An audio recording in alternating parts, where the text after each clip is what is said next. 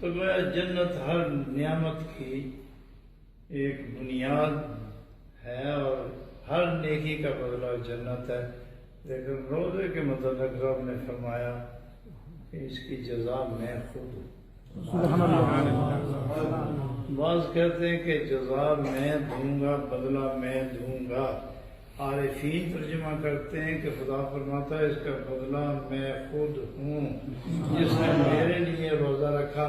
حج کے گواہ ہیں، زکوٰۃ کے گواہ ہیں،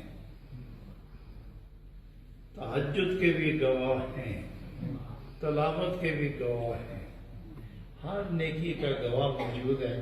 روزے کا گواہ کون ہے؟ خدا سے گواہی نہیں دینا۔ روزے کے گواہ کوئی ہے؟ کوئی گواہ نہیں، روزے کا گواہ کوئی نہیں۔ اس لیے رب نے فرمایا کہ جس عبادت کا گواہ کوئی نہ ہو وہی تو اصلی عبادت میرے لیے ہے۔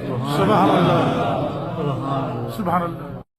بدلہ بھی تو میں نے ہی دینا ہے۔ اللہ بدلہ کیا دے گا اللہ کریم؟